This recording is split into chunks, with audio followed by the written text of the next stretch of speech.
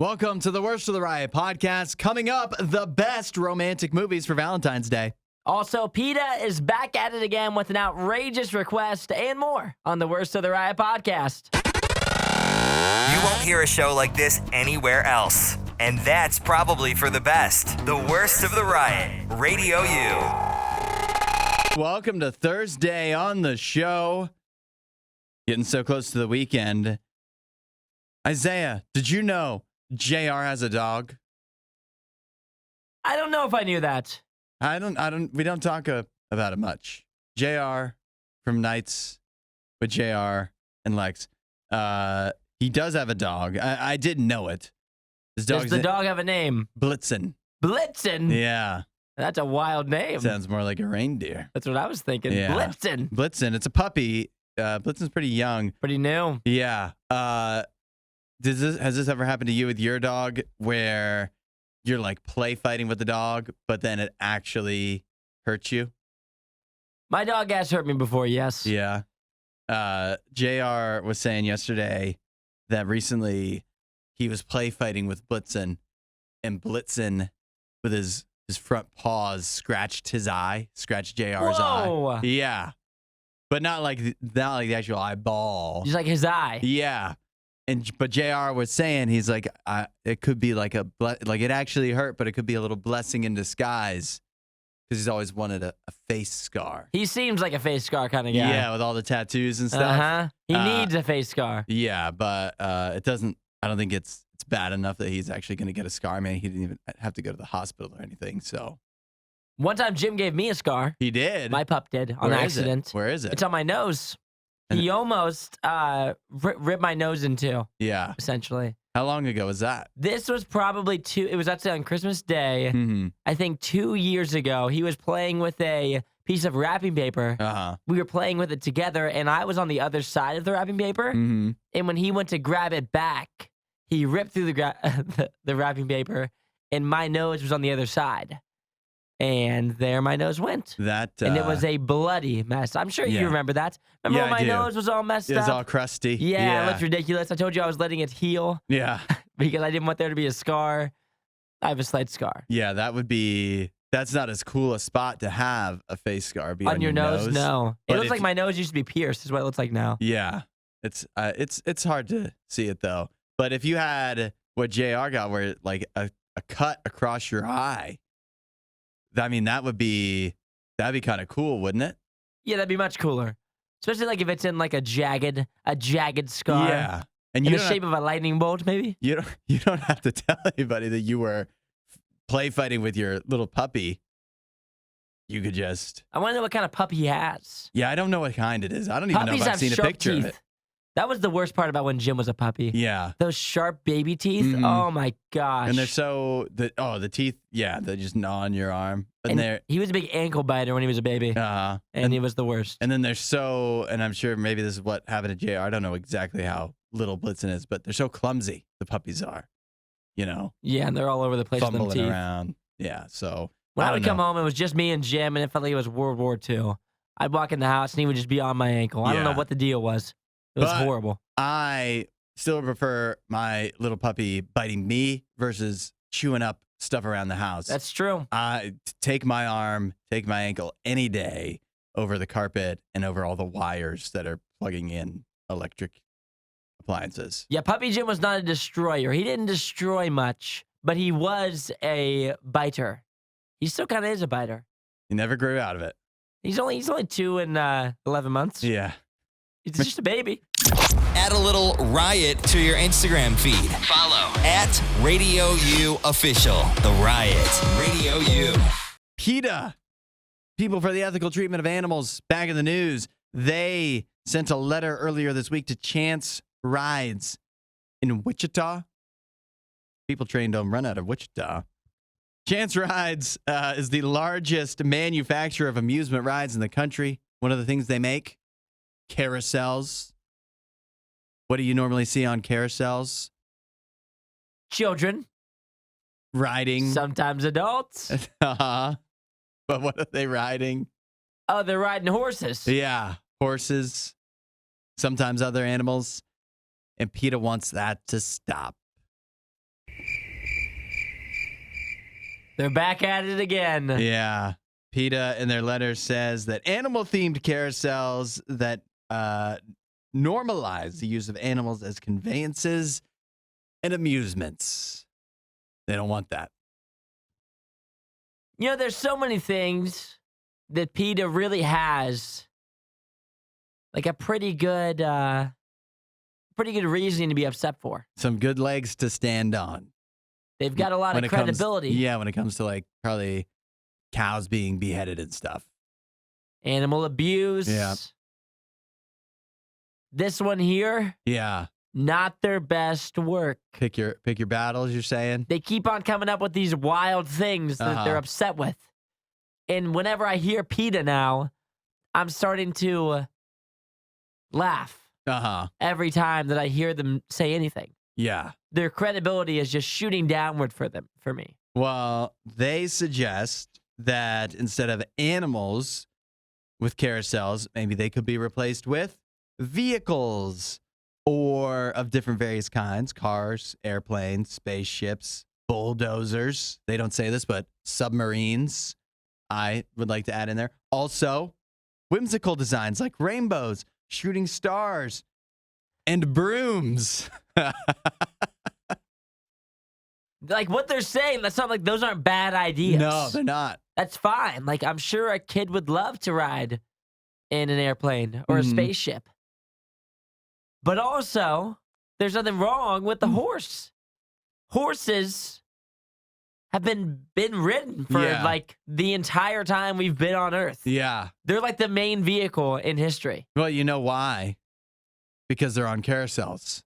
That's why. Yes. That makes sense. That adds up. It starts with the carousel, and then kids grow up seeing that you can ride a fake horse on a carousel, and then they think, I want to ride a real horse in real life, and then they do. Like what child hasn't said, I want to ride the horsey? Yeah. I want to ride the pony. That's right. Now, all this said, and I think we've alluded to this, that PETA, or that carousels with things other than horses on them are superior. If you have a choice, if there's a carousel that has all the every different animal in the zoo. I want to ride the giraffe. Yeah, I'm riding the kangaroo or something. Maybe the cougar. Yeah, something. The lion. I saw a carousel that has a bag of chips you can ride. Bag of chips? Yeah, and soda. Well, that's just unrealistic. Yeah. Now what are we teaching the children? Which makes it fun. What are we teaching these children? They can ride a bag of chips? Nah, put them on a lion. To use their imagination. Makes way more sense. Yeah, right. So I like the idea of switching it up. I think chance rides could learn a thing or two, and carousel makers in general could learn a thing or two, but I really don't think that putting horses on carousels is hurting anybody. I don't even know what they're upset about. That's the thing. I don't understand. Well, they're upset that the carousels are normalizing the use of animals as conveyances and amusements. Yeah, but riding horses is a very normal thing. I didn't know that PETA was against riding horses. That's like, yet again, their main thing. The main thing of horses. That's the main thing, yeah. Being ridden. Well, horses can do. Yeah, horses, if they're signing up with PETA here, they better be careful what they wish for. Because if horses, if we stop riding them, all of a sudden, what are they good for? Why does a girl want a horse? To ride it. Yeah. Why are they being sold for $7,000 to ride it? Yeah. You might be thinking, you're a horse, you're thinking, man, I wish these people didn't keep putting these saddles on me and making me fjord rivers and stuff. But then all of a sudden, people stop doing that. Then what are you doing, horse? Horses weigh like 1,000 pounds. We're like 100 pounds. They were like built to be ridden. Yeah. Like that saddle fits so perfectly upon their back. They have no issues hauling me around. It just makes sense. They're going to be hauling. I mean, they're going to be walking around anyways. Might as well do it with a person. Nobody does it better. The Riot RadioU. Thoughts on this, Isaiah? You know, there's some health benefits to going barefoot everywhere, but you'd never do that, would you? I have soft feet. I wasn't even a barefoot kid. Really? I couldn't. I don't know what was wrong with me. I couldn't do it. How often did you wear shoes? Like just every time I went outside. Okay. What if you went to like your friend's house? Did you keep your shoes on in their house? No, if I'm inside the house, I'm good. Oh, you're good. But I'm not like a run around outside, barefoot kind of kid.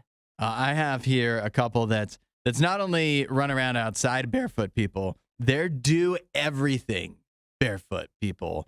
But you can imagine if you want to go into stores, places of business, they don't take kindly to people coming in barefoot. A lot of them have signs, no shoes, no service. So I don't know if you've heard of content creator Christy Fritz, but her and her husband, big on the barefoot lifestyle. And so what they've done is their entire shoe collection, they've removed the soles of the shoes so that it looks like you're wearing shoes, but the bottoms of the shoes are gone. So that on the bottom, they're barefoot, but the top of the foot is covered. So to the naked eye, it seems they're wearing shoes and they're able to go wherever they want and no one's the wiser. I have seen this video. Yeah. This seems crazy. It seems unhinged to me. It seems like, I don't know why they cut the bottoms out of all their shoes. Yeah. So now they're completely committed, and they have a lot of pairs of shoes. It says, I would have bought a crappy pair of shoes and cut the bottom out, like from Goodwill or something for like $10. They're cutting the bottoms out of a bunch of pairs of shoes. They're like expensive shoes. It says their shoe collection, worth $20,000. These are designer shoes. Well, it sounds like that seems kind of redundant, doesn't it? What do you mean? Hypocritical. You're telling me these people are really embracing the barefoot lifestyle? Yeah. But they have $20,000 worth of shoes? Well, if you have to cover your feet, you might as well cover them with something that looks good. Just seems like high quality. It seems like they're big shoe people. Yeah. It seems like they love shoes. And now they're acting as if they hate shoes. I have like $100 worth of shoes. This is $20,000 worth of shoes? $20,000 between the two of them. Oh, $20,000. Okay. $10K a piece. Got it. Yeah, makes sense. But I mean, to everybody else now, they're essentially worthless because they have no soles. And so on the bottom of the shoe, it's just foot to pavement or tile or whatever it is down there. You think their worst nightmare is what? Like gravel?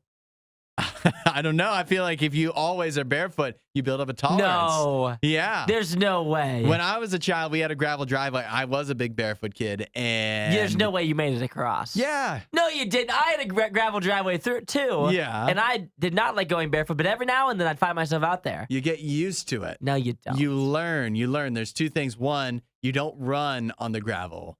The more you run, the faster you try to go, the worse. You want to walk slowly. You want to tiptoe. Yeah. You gotta go real light, but it still hurts. And then you get like the calluses built up, and you eventually have like caveman feet. You're fine. I think that's what these people are headed for. Christy Fritz, she's gonna have caveman feet. See, one of the few things I always talk about, I watch the show Naked and Afraid, right? Yeah. And one of the first things I would do if I was on that show, I would make shoes. Make sandals. Because one of my biggest downfalls, I think, in the woods would be I would be horrible at maneuvering. Yeah. I couldn't walk through the woods barefoot. That's crazy talk. How do you do that for 21 days? I don't know. The woods, that's a nightmare. All the sticks, splinters. These people's day-to-day life. Imagine how many times a day you would step on something that feels unpleasant. Yeah. It feels like it would have to happen. But they also seem like they live in the city, so they're probably just walking on sidewalks, but all the nasty stuff that's on sidewalks in a city. And then taking a shower at the end of the day. Think how gross your feet would be. The stories you love with the opinions you hate. The Riot Radio U. Topic. Isaiah and I, we do a fantasy draft, choosing 3 picks each, snake draft style. From that topic, you decide which of us comes up with a better team and which picks we miss completely. Today, we're picking romantic movies with Valentine's Day right around the corner. Next Thursday would be after Valentine's Day. It'd be too late to do this. So let's choose. I'll start. We're not going to have a romantic movie choice champions and not choose The Notebook. Oh, The Notebook. The Notebook. At number 1. Yeah. That's a good choice. Who could argue with that? I like the way you're thinking. Probably only somebody who hasn't seen it. I've never seen it.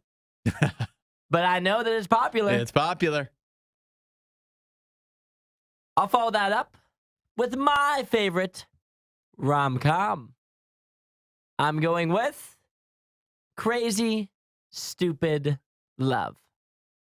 Ryan Gosling, Yep. Steve Carell, Emma Stone, some fantastic twists, some great comedy. Yeah, Ryan Gosling, a romantic. Have you seen that one? Romantic guy. No.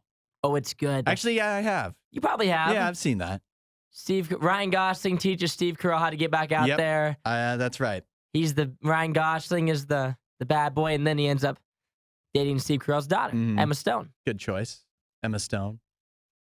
I'm going to follow that up with Beauty and the Beast. Really? Beauty and the Beast. The cartoon or the weird one? I want the animated Disney version. Yeah, everybody does. It's better. It seems as if you're going with romance, I mean, that's one of the purest forms. Beauty and the Beast. Yeah. Some people call that this show. Beauty and the Beast? Mm-hmm. Yeah, but which one is which? We'll never know. You can only find out by watching the RadioU Facebook page on YouTube. I've got the next two picks. I'm going to go another. You cannot, I don't think, have a romance movie draft and not choose Silver Linings Playbook. Bradley Cooper. Yep. Robert De Niro. A great movie. Great movie. Jennifer Lawrence. Some say that was her big break, her announcement to the world. So that's an excellent choice. And then finally, this one, I'm going off the rails with this one, but I have to follow my heart. And that is I Love You, Man. Bromance. Wow. Jason Segel. That's a good movie. Paul Rudd. Yeah, it doesn't have to be man and a woman falling in love, getting married, and kissing. It can be a bromance, friends, and funny along the way. Lots of laughs. You know I love Paul Rudd, so I Love You, Man is my final choice. I love it. I will wrap it up with another one that I hold close to my heart, as it is up there for one of my favorite Disney movies. I'm going to go with Hercules, which may not be the traditional romance movie, but it kind of like shows true for me. The woman trying to set him up, stabbing him in the back, but him giving it all up for her anyway. A true hero in romance. That's my three. Yeah. All right. Tell your girlfriend we're watching Hercules, the cartoon, for Valentine's Day. Oh, I love a little Disney romance. There's your choice champions for the romance movies draft. I have The Notebook, Silver Linings Playbook, and I Love You, Man. Isaiah has Crazy Stupid Love, Beauty and the Beast, and Hercules. 8772 Radio U. Who chose the better team? And which picks did we miss? Clearly, there's probably several. If podcast awards were ever a thing, this show wouldn't win any. This is the Worst of the Riot podcast. I went with The Notebook, followed by Silver Linings Playbook, and I Love You, Man. I had Crazy Stupid Love, followed by Beauty and the Beast, followed by Hercules. And the votes are rolling in. Susanna says the only one I've seen is Beauty and the Beast. Plus, that one is amazing. So going with Isaiah. D, Isaiah. And my three are Our American President, You've Got Mail, and Sleepless in Seattle. Big Tom Hanks fan. D must be. Those are good ones, though. You seen any of those? I think I've seen Sleepless in Seattle. Yeah. Carrie simply says Isaiah. Shauna. Her top three, Maid of Honor. Is that the one with Robin Williams? I can tell you in a second. P.S. I Love You. And The Proposal. Although she had an honorable mention, which I think I should have included, and that is The Princess Bride. That is a great movie. Shauna killed it here because the one I was in between, I was going to pick The Proposal because I love that movie. Sandra Bullock, Ryan Reynolds, pretending to marry your boss to keep her in the country. It's a fantastic movie. I've never seen or even heard of The Proposal. And hilarious with Ryan Reynolds. But she's sticking with me because of The Notebook is Shauna's vote. Thomas says Oh, man. You made this tough with Beauty and the Beast versus I Love You, Man. I'm going to go with Isaiah for the nostalgia. It's his favorite Disney movie. He also says his favorite rom-com, though, Hitch. Kevin James, Will Smith, Eva Mendes. So good. That one did cross my mind. Yeah. But I did not go with that one. But that's a good movie. I was never as big a Hitch fan. Amanda says, Isaiah, I'd watch Hercules. The soundtrack is awesome. Hercules is that underrated Disney movie for sure. Danny DeVito, obviously a great role as Phil. There are some great songs. Even Hades, the villain, and Bobcat Goldthwait playing whatever one of those little demon little. I don't know what those things are, but it is good. Stephanie, I like Hudson picks, but the 40-Year-Old Virgin and Hall Pass were also good. Oh, okay. Yeah, that's another direction of the romantic comedy kind of direction. But thank you, Stephanie, for your vote. And Regina says, I'm going with Hudson because of The Notebook. Beautiful movie. You got to see it, Isaiah. I'll have to tap in. And she also warned us that the book is different from the movie, the ending. But don't worry, Regina, there's no chance either of us will read the book. I can assure you of that. Any ones you almost picked? Some other ones that crossed my mind were A Star is Born, which I didn't like as much at first, but the music holds up. But I think if I watched the movie again, I still wouldn't like the movie as much as just liking the songs. This one, controversial, Shape of Water. That's the sea monster love movie, but I liked it a lot. That would have been crazy as a choice. Yeah, but I don't like it as much as a romance movie. I just think it was a fun movie. Got it. Also, Clueless. Come on, Paul Rudd, Rachel McAdams, and then also this is an oldie, but one of the iconic romance movies, Casablanca. Dang, you had some good ones. Yeah. The only other ones I considered, Wall-E. What? I was gonna flip Wall-E. Yeah. What do you mean Wall-E? What?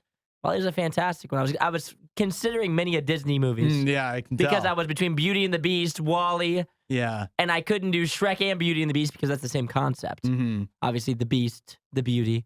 My girlfriend disagrees with my choices, shockingly. Shocker. She says barely any of those count except for Crazy Stupid Love. And she said you didn't pick any Nicholas Sparks movies, which apparently are The Choice, The Longest Ride, The Best of Me, Dear John, The Lucky One, Safe Haven. I've never seen any of those. Love. Sounds like she's voting for me. Sounds like, yeah, she's against me per usual. Some might say the great romance is playing out this weekend. Taylor Swift, Travis Kelce at the Super Bowl, some might say. I would say for this choice champions, we both lost to none of these candidates. Yeah. If podcast awards were ever a thing, this show wouldn't win any. This is the Worst of the Riot podcast. Isaiah, you're a big gym guy. Would you support this? A popular gym in Australia has banned the use of tripods to try to dissuade people like the gym influencers from coming in and filming. How do you feel about that? I'm pretty indifferent about the tripod thing. I never see it happening. I have very few times ever seen someone filming themselves at the gym, but I have seen it before. But usually whenever someone is filming themselves in the gym, I don't always go to, they're an influencer. Usually for me, it's like they just want to see their form. Some people want to see their form. But if you saw somebody and you could tell they were doing influencer stuff and you were around, would you want them to, not the behavior, obviously, it sounds annoying to me if they're being gym influencer-y around you. But I just mean, would you actually want them to stop filming? Because I know a lot of people don't like to be filmed when they are working out. You wouldn't even want to be in the background of somebody else doing that. And I understand that. But at the same time, for me, it doesn't matter. I don't care. Like, you could film my entire workout. Yeah. If I'm in the background of someone's gym influencer video. Because in my mind, I know that if I'm watching like a gym influencer talking about some exercise or some form, I'm usually focused on what they're saying and not the string bean Isaiah in the background. See, that's what I'd be worried about if it was me. Fortunately, I just avoid it completely by never going to the gym. But I'd be worried that people would be watching the influencer and they'd be like, okay. But then they'd see me in the background and they'd be like, look at that idiot. What the heck is he doing? He's using that machine all wrong. And look at his Baboli pizza crust body and start making fun of me. And then all of a sudden I'm catching strays because I was in the background of a gym influencer video. See, that's what people like try to justify when they get throw up in arms about things like this. Yeah. People don't pay attention to you. Nobody cares what you're doing. And so that's what I always think in the gym. Like when you're in the gym, it feels like all eyes are on you. Yeah. But nobody's looking at you. People are doing wild things in the gym every day. Mm-hmm. And all I'm focused on is just like, how quickly can I get out of here? Yeah. Nobody wants to be there. And so that's why I always think if you're worried about people criticizing or making fun of you at the gym, nobody's looking at you, I promise. I can do whatever I want. You can do anything in there. Yeah. You can do absolutely anything in there, and everyone will forget about it in 3 minutes. You can do anything you want except look at a girl. You can't do that. Keep your eyes to yourself, buddy. Thanks for watching the worst of the riot. Since you made it this far, you might as well like, subscribe, and check out riot.radiou.com for even more riot.